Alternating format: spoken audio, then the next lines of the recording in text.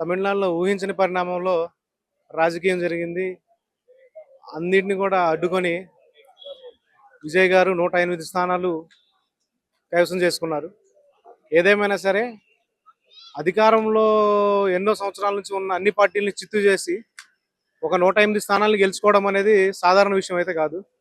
అది ఒక political background నుంచి వచ్చి ఎటువంటి సపోర్ట్ అనేది ఏమి లేకుండా సింగిల్గా నిలబడి 108 స్థానాలు గెలుచుకున్న విజయ్ గారు సీఎం కాబోవడానికి రేపు ఎల్లుండి అన్నట్లు చెప్పారు. ఆల్రెడీ నిన్న చెప్పారు ఒక స్టేట్మెంట్, ఒక వారంలో ప్రభుత్వాన్ని ఏర్పాటు చేస్తామని చెప్పేసి చెప్పడం జరిగింది. ఒకటి తెలుసుకోవాలన్నా మనం ఏంటంటే ఇప్పుడు విజయ్ గారు సింగిల్ గా నిలబడి సీఎం అయ్యారని చెప్పేసి కొంతమంది ఇప్పుడు వైఎస్ఆర్సీపీకి సంబంధించినటువంటి నాయకులు కార్యకర్తలు వీళ్ళందరూ కూడా కొంతమంది ఏం చేస్తున్నారంటే సింగిల్ గా నిలబడి సీఎం అయిన విజయ్ అండ్ జగన్ అని చెప్పేసి చాలా వరకు చెప్తున్నారు. ఇది కరెక్ట్ అయిన విషయం కాదు. ఇప్పుడు మనం ఇక్కడ తింటాం, ఇక్కడ మన దగ్గర ఉన్న ఒక ఫుడ్ విషయంలోనే మనకి ఇక్కడ ఈ రకంగా తింటాం. మరి తమిళనాడు ఏంటి సేమ్ మన ఫుడ్ దొరుకుతుందా? ఇక్కడ మనకి దొరకదు. ఎందుకు దొరకదు అంటే అది భేదాభిప్రాయాలు అనేవి ఉంటాయి ఇక్కడున్న మనుషులకి అక్కడ ఉన్న మనుషులకి. అదేవిధంగా పొలిటికల్ గా కూడా ఇక్కడున్న రాజకీయ పరిణామాలు వేరు, తమిళనాడులో ఉన్నటువంటి రాజకీయ పరిణామాలు వేరు. కాబట్టి మనం దానితో పోల్చాల్సిన అవసరం లేదు. అందుట్లో అక్కడ మనం చూసుకుంటే గత ఎన్నో సంవత్సరాల నుంచి డిఎంకే అన్నా డిఎంకే అనే పార్టీలు రెండు శాసిస్తూ ఉన్నాయి తమిళనాడులో. కాబట్టి ఇప్పుడున్న పరిస్థితుల్లో మనం ఎంతసేపటికి దీన్ని పవన్ కళ్యాణ్ తీసుకొచ్చి ఇదంతా పేటీఎం బ్యాచ్, నన్ను అడిగితే పేటీఎం బ్యాచ్ కావాలని చేస్తున్నటువంటి పరిణామం లాగా అనుకుంటున్నాం. ఎందుకంటే ఎంతసేపటికి కూడా మనం ఒక వ్యక్తిని విమర్శించడమే కాకుండా మీరు ప్రతిపక్షంలో ఉన్నారు, ఈ ప్రతిపక్షం హోదా కూడా మీకు దక్కలేదు.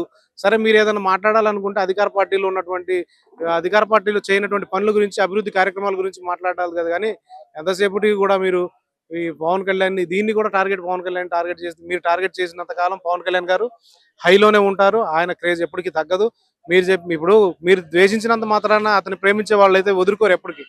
నెక్స్ట్ ఇప్పుడు మీరు ఇదంతా ఏంటంటే నెక్స్ట్ వైఎస్ఆర్సీపీకి సింగిల్ గా నిలబడితే ఈ రెండు పార్టీలు కలిసి ఉంటే వీళ్ళకి ఇబ్బంది నడుస్తుందని చెప్పేసి దీని మీద వాళ్ళు మాట్లాడుతున్నారు తప్పితే, మీరు ఎంత తిట్టినా సరే గతంలో కూడా పవన్ కళ్యాణ్ 3 పెళ్లిల గురించి మాట్లాడారు, ఇంకోటి మాట్లాడారు. ఎంతసేపు పవన్ కళ్యాణ్ టార్గెట్ చేయడమే పనిగా పెట్టుకున్నారు. వాళ్ళ కుటుంబ సభ్యులకి దేశం పెట్టారు. ఇప్పుడు మీకు మాట్లాడడానికి ఎటువంటి మాటలు లేక ఈరోజు పవన్ కళ్యాణ్ సింగిల్ గా రాలేదు, సింగిల్ గా గెలిస్తే నువ్వు గెలవలేదని చెప్పు.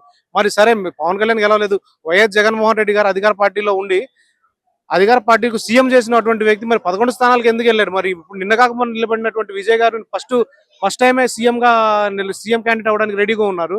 మరి మీరు ఇన్ని సంవత్సరాలు ఒక సీఎం హోదాలో ఉన్నటువంటి వ్యక్తి మీకు కనీసం ప్రతిపక్ష హోదా కూడా లేకుండా 11 సీట్లకు ఎందుకు వచ్చాయి? ఈ విధంగా ఎందుకు ఆలోచించలేకపోతున్నారు? కాబట్టి పవన్ కళ్యాణ్ ని దూషించడం అనేటువంటి విషయాన్ని మర్చిపోయి, ఒకవేళ మీరు అధికార పార్టీ మీద అధికారికంగా మీరు చేయని పనులు ఉంటే మీరు మేనిఫెస్టోలో పెట్టి ఉండండి. మీరు ఏదైనా చేయలేదో దాని గురించి మాట్లాడండి. మీకు నెక్స్ట్ ఎలక్షన్ల కన్నా ఇది ఉపయోగపడుతుంది తప్పితే మీరు పవన్ కళ్యాణ్ ని ద్వేషించడం అనేటువంటి మ్యాటర్ని పెట్టుకున్నట్లయితే మీరు ఎప్పటికీ కూడా మీకు దానివల్ల ఎటువంటి ఉపయోగం ఉంటుంది, మీకు మైనస్ అవుతుంది తప్పితే ప్లస్ అవ్వదు. పవన్ కళ్యాణ్ గారి రేంజ్ ఎప్పటికీ తగ్గదు.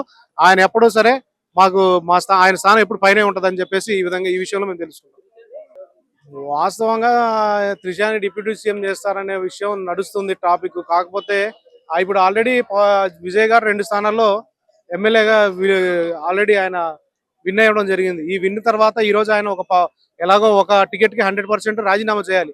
ఈ తరుణంలో జనం అనుకునే టాక్ ఏంటంటే ఆ రాజీనామా చేసినటువంటి సీటు త్రిషాకి ఇవ్వడం, ఈ త్రిష గెలిచిన తర్వాత త్రిషాకి డిప్యూటీ సీఎం ఇవ్వడం అనేది జరుగుతుందని చెప్పేసి చాలా మంది అనుకుంటున్నారు.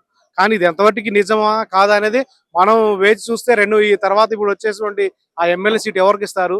ఒకవేళ నిజంగా త్రిషాకి ఆ ఎమ్మెల్యే సీట్ ఇచ్చినట్టయితే 100% నేను కూడా త్రిషాకి ఏదో ఒక మంత్రివర్గంలో ఏదో ఒక చిన్న పదవి అయితే ఏదో ఒక మంత్రి పదవి వస్తుందని చెప్పేసి, హోంశాఖ ఇస్తారా, అది డిప్యూటీ సీఎం ఇస్తారా అని తెలియదు.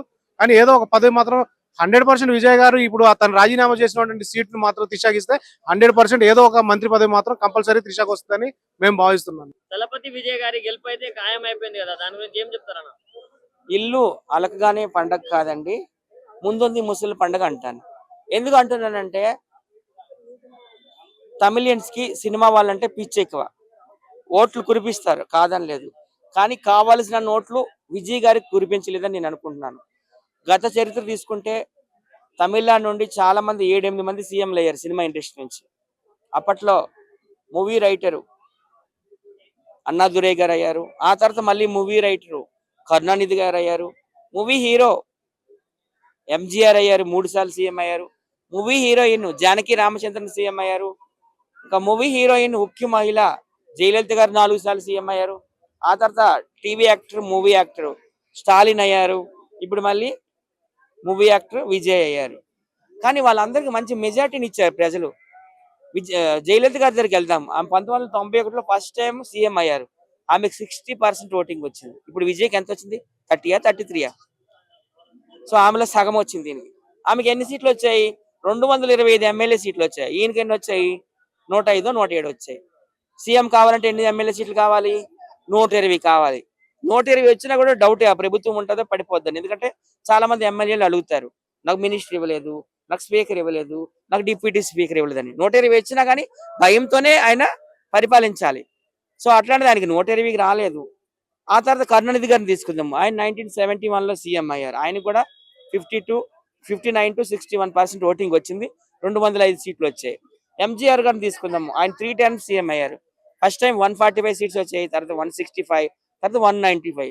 భయం లేకుండా పరిపాలన చేశారు. మరి ఈయనకి భయం అనేది ఉంది. అంటే ఎన్ని రోజులు విజయ్ గారు సీఎం అవ్వలేరు అని కొంతమంది అన్నారు. బట్ అయిన తర్వాత ఏమో ఆయన ఇచ్చిన హామీలు నెరవేర్చలేరు అని అంటున్నారు. 100% నెరవేర్చలేరని నేను అనుకుంటున్నాను. 2019లో జగన్మోహన్ రెడ్డి గారు ఎన్నో హామీలు ఇచ్చారు. మద్యపాన నిషేధం అన్నారు, చేశారా? ఆ హామీ వల్లనే ఆయన గెలిచారు. చేశారా? చేయలేదు. తర్వాత సన్నబియ్యం ఇస్తా అన్నారు, ఇచ్చారా? ఇవ్వలేదు. తర్వాత 45 ఏళ్ళకి పెన్షన్ ఇస్తా అన్నారు, ఇచ్చారా పెన్షన్? ఇవ్వలేదు. 3 రాజధానులు కడతా అన్నారు, కట్టిండా? కట్టలేదు. 20 మంది ఎంపీలు వస్తే చాలు నాకు, నేను కేంద్రం మెడలు వంచి ప్రత్యేక హోదా తీసుకొస్తానన్నాడు, తీసుకొచ్చాడా? తీసుకురాలేదు. 2021 కల్లా పోలవరం పూర్తి చేస్తా అన్నాడు, పూర్తి చేశాడా? పూర్తి చేయలేదు. సో ఈయన వైఎస్ జగన్ 2 అని నేను అనుకుంటున్నాను. ఈయన ఇచ్చిన హామీలు చూద్దాం. ఒక స్టూడెంట్కి 20 లక్షలు ఇస్తాడు అట్ లోను, పై చదువులు చదువుకోవడానికి. సాధ్యమేనా? ప్రతి ఒక్క మహిళకి, తమిళనాడులో ఉన్న ప్రతి ఒక్క మహిళకి నెలకు 2500 ఇస్తాడంట. మన దగ్గర కూడా ఇస్తామన్నారు కదా. అలాగే ఫ్రీ బస్ అంట, అలాగే ఇంకా 6 గ్యాస్ సిలిండర్లు అంట. ఇన్ని హామీలు ఇచ్చావు, 99 హామీలు 200 బొక్కలు అన్నట్టు. ఈ హామీలన్నీ నెరవేరుతాయా? నీకు అనుభవం ఉందా? అనుభవం లేదు. అందరూ 2 సంవత్సరాల క్రితం పార్టీ పెట్టాడు అంటున్నారు. ఆయన పార్టీ ఎప్పుడో 2009లోనే పెట్టాడు, ఫ్యాన్స్ క్లబ్ పేరిట. అలాగే ఎక్సర్సైజ్ చేస్తా మొన్న 2024లో పార్టీ నేమ్ అనౌన్స్ చేశాడు, టీవీకే అని. చాలా బొక్కలు ఉన్నాయి. తర్వాత త్రిష లక్ష్మీపార్తలా తయారవ్వదు కదా. తిరుచిలో ఇప్పుడు రాజీనామా చేయలేదు, ఎందుకంటే 2 దగ్గర ఎమ్మెల్యే గెలిచారు కాబట్టి. తిరుచి నుండి త్రిష గారు పోటీ చేసి, ఆమె ఎందుకంటే పక్క బ్రాహ్మణ్, ఆమె త్రిష కృష్ణన్, తమిళ్ బ్రాహ్మణ్. ఆమె ఎప్పుడు కూడా మోడీ గారికి సపోర్ట్ చేస్తుంది. ఏమో ఆమె కొంతమందిని పట్టుకొని వస్తుందేమో మోడీ గారి దగ్గరికి. వస్తే అన్నాడీఎంకే వాళ్ళు కలిసి మళ్ళీ గవర్నమెంట్ ఫామ్ చేస్తారు. చాలా ఉన్నాయి ఇట్లాంటి ఊహలు. చూడాలి. ప్రస్తుతానికి అయితే మాత్రం ఆయనకి మెజార్టీ రాలేదు. హంగులోనే ప్రస్తుతానికి నడుస్తుంది అనమాట. గతంలో అందరికి కూడా ఫుల్ మెజార్టీ వచ్చింది. అన్నాదురై గాని, కరుణానిధి గారికి గాని, జయలలిత గారికి గాని, స్టాలిన్ గారికి గాని అందరికీ వచ్చాయండి మెజార్టీ. ఈయనకే పాప రాలేదు. అదే బాధాకరం. ఆయన ఎవరో కాదు, మన ఆంధ్రాకి చెందిన వ్యక్తి, చిత్తూరు జిల్లాకు చెందిన ఒక మాదిగ కులస్తుడు అనమాట. సంతోషం. ఇక్కడ కూడా సేమ్ తులం బంగారం ఇస్తామని అన్నారు. బంగారం కూడా 8 గ్రాములు. అదే చెప్తున్నాడు. అన్ని హామీలు నేను చదవలేను కదా. 99 హామీలు 200 బొక్కలని అన్ని నేను చదవలేను. నేను అంత మేధావిని కాదు, ఐన్స్టీన్ కాదు. ఏవో తెలిసిన ఐడియా ఉన్నది చెప్పాను. చాలా కష్టం అండి. ప్రభుత్వం ఉంటుందా, ఊడుతుందా, అసలు ఏర్పడుతుందా చూద్దాం. మరి వెస్ట్ బెంగాల్ అయితే ఈజీగా ఏర్పడుతుంది, ఎందుకంటే 208 సీట్లు వచ్చాయి, ఫుల్ మెజార్టీ, మంచిగా వెళ్ళిపోతుంది. ఇక్కడ చెప్పలేము మనం, బొటాబొటీ మెజార్టీ ఉంది. పైగా ఆయనకు అర్హత రాలేదు కదా, సీఎం అర్హత.